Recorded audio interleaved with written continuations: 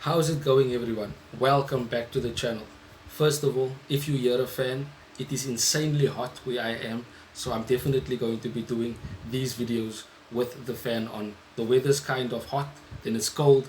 It's kind of the way Man United have been playing of late. It's kind of like how things are at Man United every season since Sir Alex retired, since the Glazers got here. Welcome back to the channel, everyone. We did lose to Spurs in the Premier League, and we lost due to Onana's mistake, if you want to call it that, because he pushed it straight out to Madison. We'll talk about that a bit as well, but this is also a bit of a preview to our next Premier League game, which is Everton, who are in insane super form in terms of David Moyes since he's been there. And you might say that their players are not of high quality, but their confidence certainly is much higher than what it is for Man United and the players as well. And of course, maybe perhaps Ruben Amorim, regardless of how he speaks in his press conferences as well. So, I do want to also say, subscribe to the channel, drop a like, let us get into it, share it to your friends and family, get involved in the comment section below, and tell me exactly what are your thoughts on Manchester United right now and everything that is going on with it, because it is a complete mess. But the game against Spurs, it wasn't as bad as we thought it was in terms of how the game actually went, because it was a dead rubber game. Another game where you could say Man United was boring, Spurs was boring. It looked like neither team wanted to lose, but neither team wanted to take the opportunity to win, and we kind of gave the 3 points to Spurs with the way the goal was conceded. Nobody reacted after the ball was saved by Onana.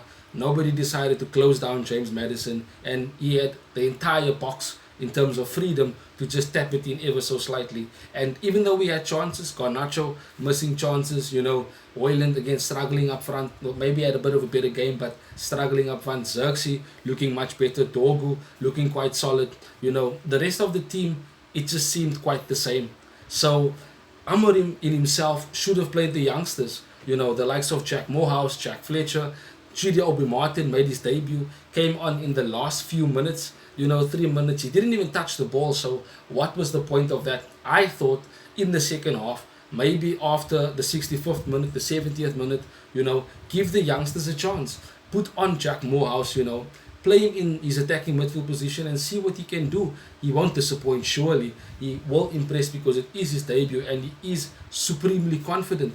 The same goes for Jack Fletcher. Sekou Kone, we played Casemiro, who again had a better game, but is a last resort right now with where he is in his career physically as well as a player. He is declining, or has declined already at Manchester United. So why not play Sekou Kone next to Bruno in the second half?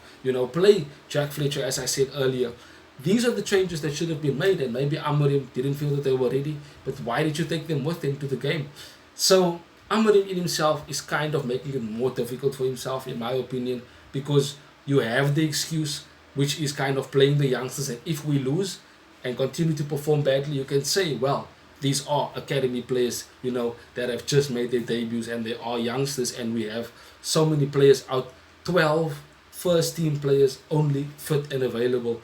Of course, maybe more players will be available and revealed in Amorim's press conference, but that in itself doesn't mean that we are going to improve. We're still going to be struggling, and he will have to end up playing the youngsters from the academy, whether he likes it or not, whether he thinks they're ready or not. He's going to have to play them. And against Everton, I'm sure we're going to have to see one or two of those players, other than Achira or Obi Martin, coming on, or at least playing in the game, getting some minutes. We have to. We can't continually to try and wait for others to get fit and let players play full 90 minutes game in, game out. We're going to get more injuries, and we will just continually weaken the squad even more than what it is now. So let's look ahead to Everton. And in my opinion, that particular game in itself, let's just be real here.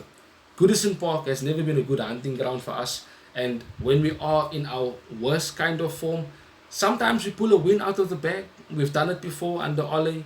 We've done it under Ten Hag most recently. And under Amorim, I'm not too sure we're going to get that right now.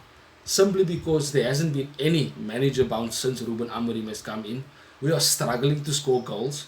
We simply don't want to play out from the back. We look scared when we have the ball. We don't take any risks. We don't try to play those penetrative passes. The likes of Martinez, who did it as a particular natural style of play for himself and for the team, is not there anymore. We lost Ahmad, so we kind of don't really have a direct threat, because Garnacho certainly wins his battles and his duels against his man in one-on-ones, but certainly doesn't make the right decision sometimes. As you saw against Spurs, shoots over the bar, does not cross when he needs to, tries to cut in too much and becomes very predictable. So there needs to be improvement, but of course there also needs to be some sort of leeway from these players. They can't continually say, we can't play the system, we need to change the tactics, this is not the way we want to play or the way we should be playing. They are not in charge. Ruben Amorim is. And let's now not forget about what the Glazers have done to the club. Let's not forget that Sir Jim, Omar Barada, Jason Wilcox, etc. did not back Amorim in the January window as they wanted to and should have. But then again, could they have? Because we kind of don't really have money. There is going to be a protest, on the 9th of March for in my opinion, I think it's going to be a walking out of the stadium, but they will be protesting at the stadium, which is going to be towards the Glazers, because we and those fans that will be there that day want a full sale. We want the Glazers gone, but that's another story for another video.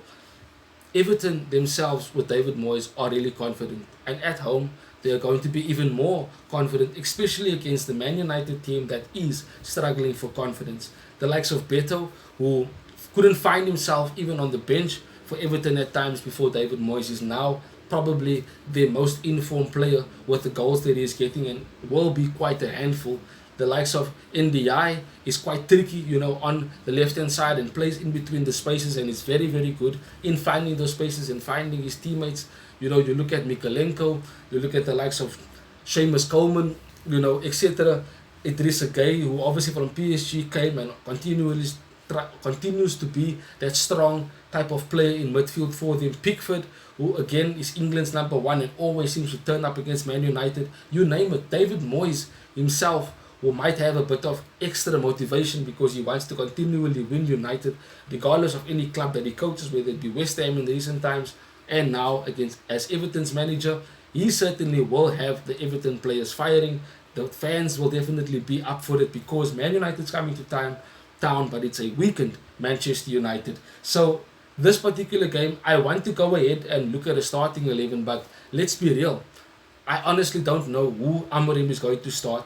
I don't know how he's going to set up the team in terms of a 3-4-3, a 3-2-4-1, or even a 5-4-1, depending on how Everton are going to approach us. But they are going to approach us. They're not going to try and sit back.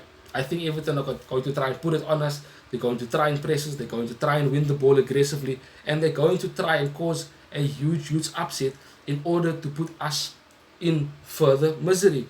So it's going to be a difficult game. And I'll be honest and realistic, I don't think we're going to win this game. I've never felt like that as a United fan in my life. We are now 15th in the table. We need to win the game for obvious reasons, because we cannot continue to go down in the table and end up opening up a relegation battle for Man United. So we certainly need to improve in terms of our performances, but most importantly our results, so that we can just not be in a position where we start fighting relegation. We're not going to finish in the top 4. We're going to struggle, in my opinion, to finish in the top half. So let's just finish as high as we can and finish the season as strong as we can. And I want us to win. I hope that we win, but I honestly don't think that we're going to win. It's going to be a really tough game at Goodison Park against David Moyes. And we might be Moyesed, as they always say, in the UK. But thank you for joining me in today's video. Drop a like. Get involved in the comment section. Let me know who you think you would want to start, whether it includes the youngsters or, of course, those senior players that are fit enough to start for Ruben Amorim. And, of course, share it to your friends and family. And let me definitely also know what you think of the channel, what you think can be improved as well. I definitely want to make the channel much more better for you and for the rest of the community. Have a wonderful weekend. Till we see each other again soon, Red Devils. Bye-bye. Thanks for watching. If you want more content on Manchester United, like, share and subscribe.